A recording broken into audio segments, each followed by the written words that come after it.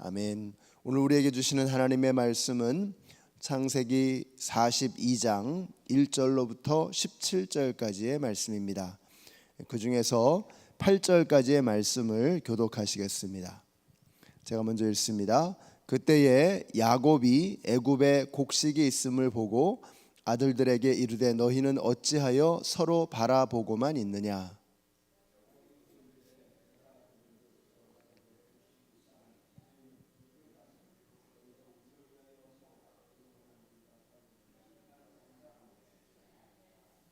요셉의 형 10사람이 애굽에서 곡식을 사려고 내려갔으나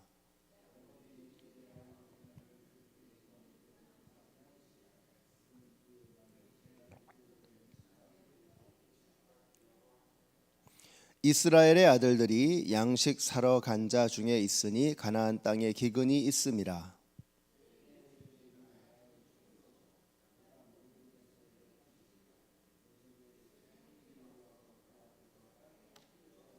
요셉이 보고 형들인 줄을 아나 모르는 체하고 엄한 소리로 그들에게 말하여 이르되 너희가 어디서 왔느냐. 그들이 이르되 곡물을 사려고 가나안에서 왔나이다. 요셉은 그의 형들을 알아보았으나 그들은 요셉을 알아보지 못하더라. 아멘. 자, 우리는 지금 이제 창세기의 맨 마지막 부분을 살피고 있습니다. 창세기의 내용은 아주 간단하게 정리할 수가 있습니다. 네 가지의 사건과 네 족장의 이야기이죠. 그래서 창조와 타락, 홍수와 바벨탑, 이 네 가지의 사건과 아브라함, 이삭, 야곱 그리고 요셉 네 명의 족장 이야기, 이것이 바로 창세기의 내용입니다. 자, 그 중에서 이제 마지막 부분 네 번째 족장 요셉의 이야기를 살피고 있습니다. 이 마지막 부분 요셉의 이야기가 중요한 것은 이것이 그 다음에 나오는 책 출애굽기와 연결되기 때문입니다. 다시 말하면 아브라함의 후손들은 도대체 어떻게 해서 이집트에 오게 되었는가, 그리고 어떻게 정착하게 되었는가를 알려주는 내용이 바로 요셉의 이야기에 담겨 있습니다. 아시는 바와 같이 창세기는 모세가 기록한 책이죠. 그래서 모세가 히브리 사람들을 이집트에서 나오게 한 다음에 시내산에서 백성들에게 우리를 여기까지 인도해 주신 우리의 하나님은 도대체 어떤 분이신가? 그 하나님은 천지를 말씀으로 창조하신 분이고 인간을 창조하셨다라는 거죠. 그리고 홍수로도 씻겨지지 않는 죄의 문제를 해결하시기 위해서 한 민족을 선택하셨다. 그것이 바로 아브라함의 후손이다라는 것입니다. 자, 지금 이집트에서 나와서 가나안으로 향하고 있는 우리가 바로 그런 존재다라고 하는 것을 알려주는 내용입니다. 그러니까 이 창세기는 히브리 민족의 정체성을 보여주는 그런 내용이라고 하는 것입니다. 자, 그것이 이스라엘의 4대 족장, 네 번째 족장, 이 네 족장, 그러니까 아브라함과 이삭과 야곱 그리고 요셉의 이야기고, 그 중에서 네 번째 요셉의 이야기는 가나안과 이집트를 연결하는 내용이라고 하는 것입니다.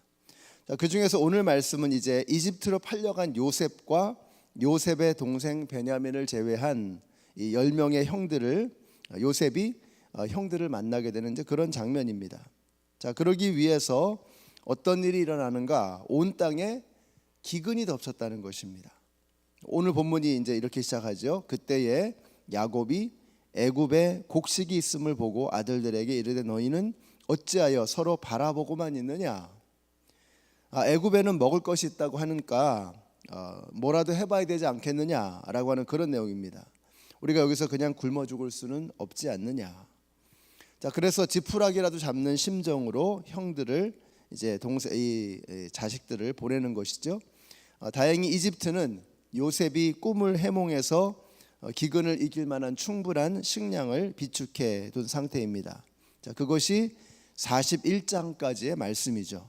그래서 천지사방에서 기근에 시달리던 사람들이 이집트로 와서 식량을 구하려고 하는데 그 중에 하나가 바로 야곱의 식구였던 것입니다. 이것이 하나님의 섭리입니다.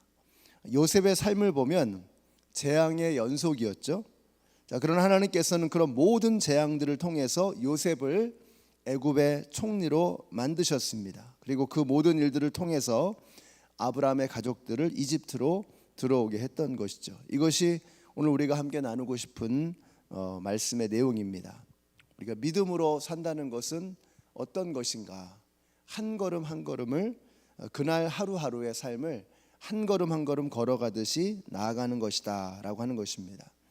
우리에게는 전체를 볼 수 있는 그런 넓은 시야가 없습니다.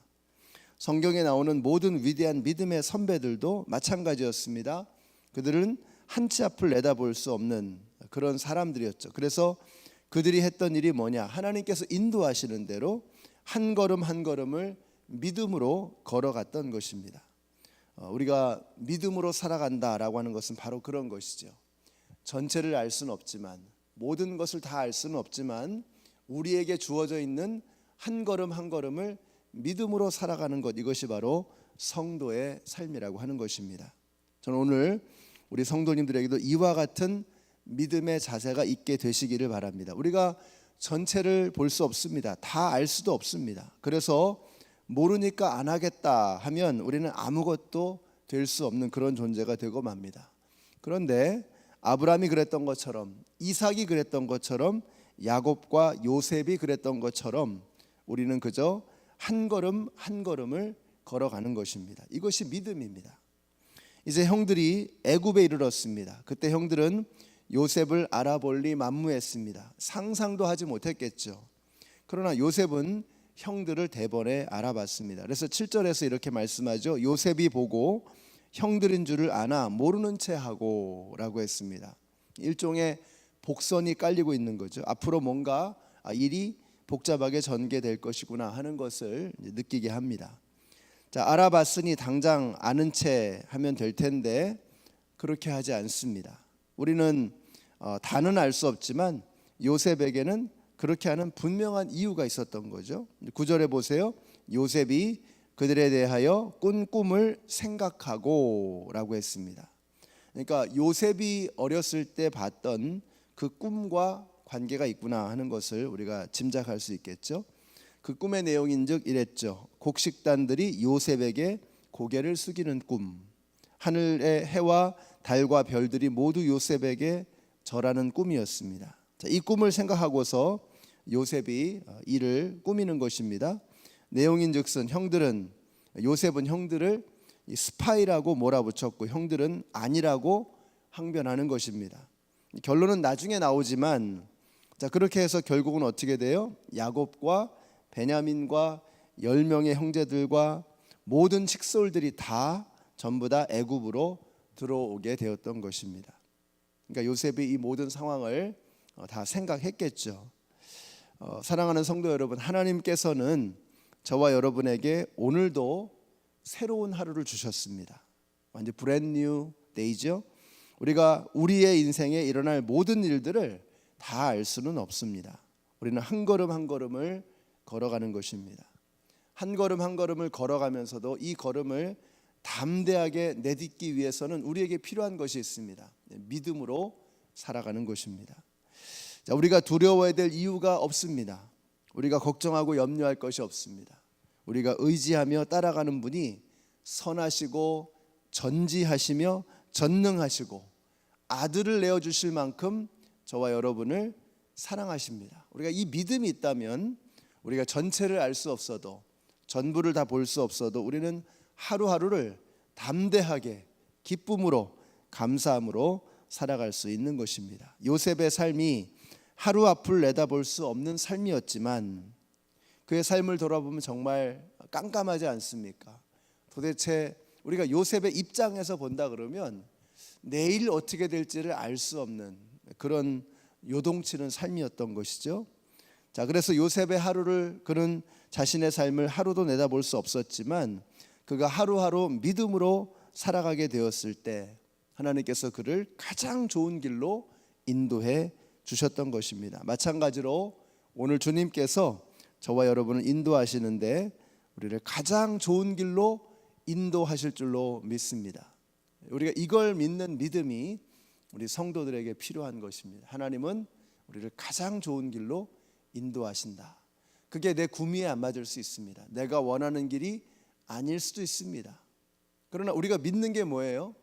우리의 걸음을 인도하시는 분, 우리의 하루하루의 삶을 이끌어 가시는 그 하나님은 아들을 내어주실 만큼 우리를 너무나 사랑하신다는 것입니다.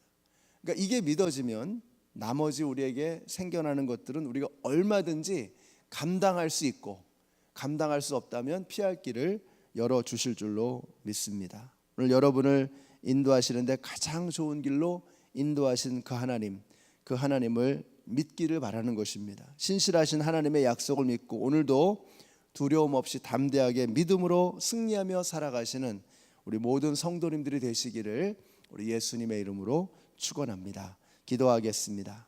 같이 기도하실 때 우리 성도님들 오늘도 우리에게 주어져 있는 모든 삶을 믿음으로 걸어갈 수 있도록 위해서 기도해 주시기를 부탁드립니다.